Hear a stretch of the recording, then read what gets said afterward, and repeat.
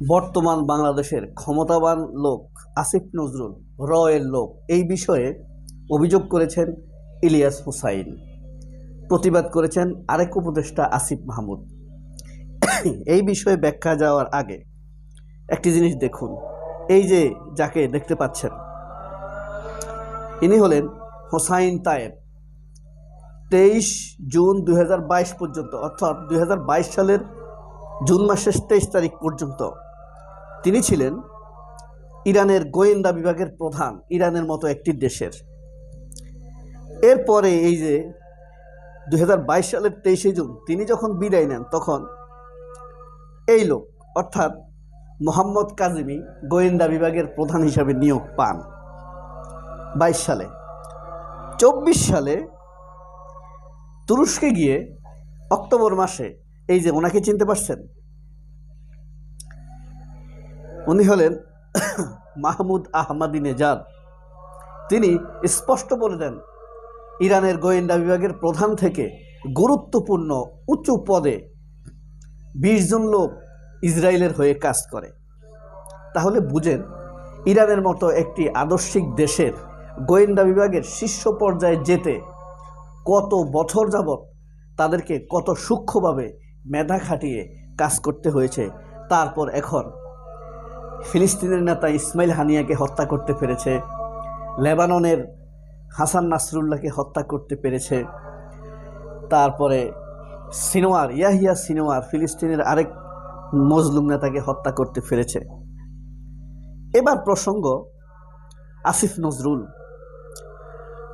অনেকে বলছে আসিফ নজরুল তো কিছু, এই যে আরেক উপদেষ্টা আসিফ মাহমুদ, সজীব হোসেন আসিফ মাহমুদ, তিনিও বলেছেন যে কিছুদিন আগেও হাসিনার সময় যখন আমরা প্রতিবাদ করতাম তখন আমাদের পাশে থাকতেন এই আসিফ নজরুল।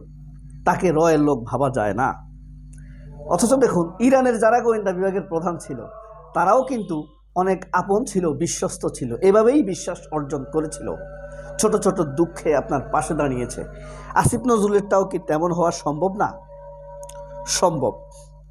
এটার উপরে ভিত্তি করে ইলিয়াস হোসেন এই ভিডিওটি করেছেন। ইউনূস সরকারের ভেতরে ভারতীয় সেখানে তিনি ব্যাখ্যাও দিয়েছেন একজন এর পারফেক্ট এজেন্ট তৈরি করতে কত সময় প্রয়োজন হতে পারে। আসিফ নজরুলের ব্যাপারে ইলিয়াস হোসেন যে তথ্যগুলো উপস্থাপন করেছেন সেই ব্যাপারে কেউ কোনো প্রতিবাদ জানায়নি। হাতে গোনা এমনিতে প্রতিবাদ জানানোর কথা কে ছিল, কে এই প্রতিবাদ জানানো উচিত ছিল যদি জানানো হতো? উনি কিন্তু একদম পাক্কা প্রথম আলোপন্থী, চরম বিএনপি বিরোধী, ইসলাম বিরোধী। তিনি কোনো প্রতিবাদ জানাননি। প্রতিবাদ জানিয়েছে হাতে গোনা 5-6 জন লোক। আসিফ নজরুলকে মানুষ ভালোবাসত, কিন্তু মোস্তফা সরওয়ার ফারুকীর নিয়োগের পর তার উপরে মানুষ খুবই বিরক্ত। মানুষের যদি লজ্জাবোধ আল্লাহ না দিত, বিশ্বাস করেন তার দিকে ফিরে মানুষ প্রস্রাব করে দিত। মানুষের লজ্জাবোধ আছে বলেই সেই কাজ করবে না। তো যারা প্রতিবাদ জানিয়েছে তাদের মধ্যে হলেন এই যে আরিফ জেপ্তিক, বেগতিক হয়ে তিনি দু একটি কথা বলেছেন। এরপরে মাহবুব মোর্শেদ, আপনার বাসসের এমডি মাহবুব মোর্শেদ, তিনি একটু প্রতিবাদ জানিয়েছেন হালকা। তারপরে কড়া প্রতিবাদ জানিয়েছে কে? এই ইসকন খ্যাত, এই যে অনেকে বলে শাহেদ আলম। চিনেন শাহেদ আলমকে? এই যে শাহেদ আলম, সে খুব প্রতিবাদ জানিয়েছে। প্রতিবাদ জানাতে গিয়ে সে সকল উবার ড্রাইভারদেরকে, উবার চালকদেরকে, উবার ম্যানদেরকে অপমান করেছে। মানে বর্ণবাদী বক্তব্য দিয়েছে শাহেদ আলম, চরম বর্ণবাদী একটি শ্রেণীকে তিনি অপমান করেছেন। আরেকজন লোক প্রতিবাদ করেছেন, তিনি হলেন ফাহাম আব্দুল সালাম। তিনি হলেন আমার দৃষ্টিতে একজন উদীয়মান রিয়েল চিন্তক। কিন্তু আশ্চর্য ব্যাপার, আসলে উঁচু শ্রেণীর মানুষ কোথায় ঘৃণা লুকিয়ে রাখে তা বোঝা খুব কঠিন। তার আরেকটি পরিচয় আছে, তিনি এক বাংলাদেশের বড় পলিটিশিয়ানের জামাই, সেটা বলবো কিনা, সেটা বলা উচিত কিনা, তিনি মির্জা ফখরুলের জামাই, আমার খুব পছন্দের লোক সত্যিকার অর্থে। আর পছন্দের লোকদের কিন্তু সমালোচনা করা যায়, এই কারণে তার বেশি সমালোচনা করছি। তিনিও কিন্তু উবারম্যান বলে বর্ণবাদী দিকে ইঙ্গিত করেছেন। এত পছন্দের একজন মানুষ। যাই হোক, মানুষ তো নিখুঁত হয় না। এরপরে প্রতিবাদ জানিয়েছেন আসিফ মাহমুদ, আরেক উপদেষ্টা। তবে অধিকাংশ মানুষ মনে করে আসিফ মাহমুদ যে প্রতিবাদটি জানিয়েছেন সেটি তাকে প্রেসারে ফেলে দেয়া হয়েছে। হয়তো শফিকুল আলম প্রেসারে ফেলে এই প্রতিবাদের ইয়েটি নিয়ে হতে পারে। তবে এরপরে এই আসিফ মাহমুদকে নিয়ে আবার কিন্তু ইলিয়াস হোসাইন একটি ফেসবুক স্ট্যাটাস দিয়েছেন। চলুন আমরা দেখি সেই ফেসবুক স্ট্যাটাসে ইলিয়াস হোসেন, উপদেষ্টা আসিফ মাহমুদকে নিয়ে সাংবাদিক ইলিয়াস হোসেন, অর্থাৎ উপদেষ্টা আসিফ নজরুলকে নিয়ে প্রতিবেদন করার পর আরেক উপদেষ্টা আসিফ মাহমুদ এটার প্রতিবাদ জানিয়েছেন ইলিয়াস হোসেনের বিরুদ্ধে। ইলিয়াস হোসেন আবার সেই আসিফ মাহমুদের ব্যাপারে একটি স্ট্যাটাস দিয়েছেন। আসুন আমরা সেই স্ট্যাটাসটি শুনি এবং সেখানে কি মন্তব্য করেছে মানুষ সেটিও দেখি। এই যে, চোরে চোরে মাস্তুতো ভাই, একসাথে মিলেমিশে কামাইতে পারলে পক্ষে বিপক্ষে বলতে সমস্যা কি? কে কার পক্ষে বিপক্ষে বলল সেটা বিষয় না। আসিফ নজরুল আমার শত্রুও না, বন্ধুও না। এখানে প্রেম প্রীতির বিষয় না। প্রশ্ন হচ্ছে, বিডিআর হত্যাকাণ্ডের তদন্ত কোথায়?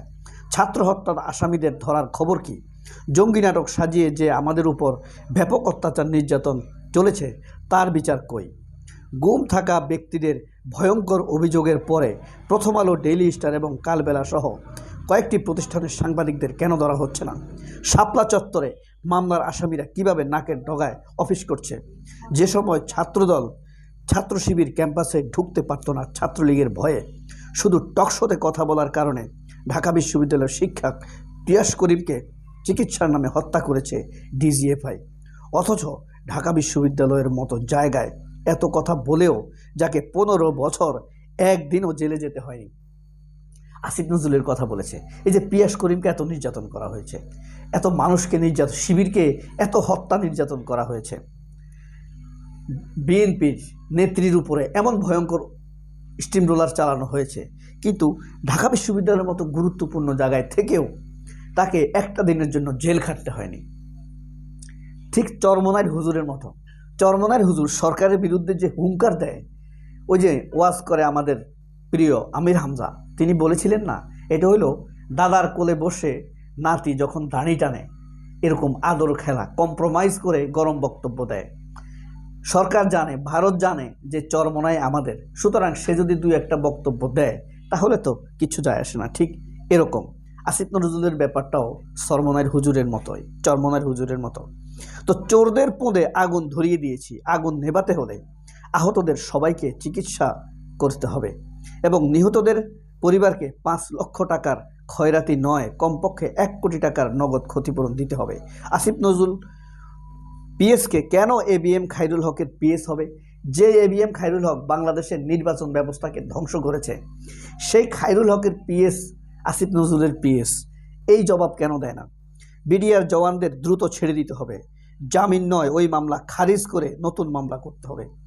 আওয়ামী লীগের সব খুনিদের দ্রুত গ্রেপ্তার করতে হবে, তারেক রহমানের সব মামলা বাতিল করতে হবে, লুৎফুজ্জামান বাবরকে সরকারের সসম্মানে ছেড়ে দিতে হবে। এগুলি ছাড়া পোঁদের আগুন ধরিয়ে জেলে কয়লা হয়ে গেলেও লাভ নেই। পাবলিক এখন সব বুঝে গেছে, বানানো যাবে না বলদ, আমাদেরকে আর বলদ বানানো যাবে না। আসিফ নজরুল সাথে মিলেমিশে কামাইতে থাকো, 2000 মানুষের রক্তের হিসাব দিতে হবে।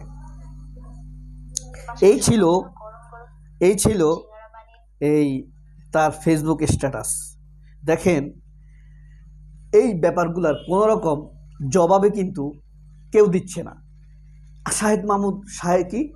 শাহেদ আলম এই বলছে, এটা ঠিক বলে নাই, উবারম্যান উল্টাপাল্টা বলছে, ওই ফাহাম আব্দুল সালাম এটা বলছে, ওই আসিফ মাহমুদ এটা বলছে, কিন্তু যে জবাব দেওয়ার কথা সেই শফিকুল আলম চুপ।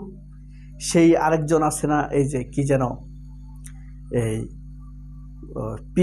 পিআইবির আরেক প্রথম আলোর চোখা দেশ বিরোধী ষড়যন্ত্রকারী, মিথ্যাবাদী ফারুক ওয়াসিফ। খুব ভালো লেখে, জ্ঞানী মানুষ, কিন্তু প্রতারক, সৎ না।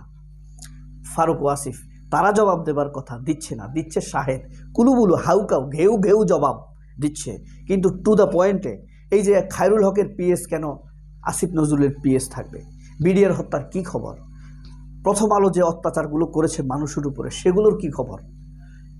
হেফাজতের হত্যাকারীদের কি খবর? এসবের জবাব দিয়ে পূর্ণাঙ্গ একটি সংবাদ সম্মেলন করেন, আমাদেরকে জানান। নয়তো মানুষ কিন্তু সত্য বলেই ধরে নেবে। অলরেডি ইলিয়াস হোসেন অতীতে যতগুলো এরকম ঘটনা প্রতিবেদন করেছেন, সবগুলো সত্য প্রমাণিত হয়েছে। ইসকনের ব্যাপারে, বিদ্যানন্দের ব্যাপারে, শাহেদ আলমের ব্যাপারে, তারপরে স্বরাষ্ট্রমন্ত্রী এই আসাদুজ্জামান কামালের ব্যাপারে কিন্তু ইলিয়াস হোসেন 5 বছর আগে প্রতিবেদন বানিয়েছে। সেগুলো এখন সবগুলো সত্য প্রমাণিত হয়েছে। আর আসিফ নজরুল যদি এই ব্যাপারে জবাব না দেয়, তাহলে আসিফ নজরুল মানুষের কাছে নিন্দিত হয়েই থাকবেন। সবাই অনেক ভালো থাকবেন। আল্লাহ হাফেজ। আসসালামু আলাইকুম।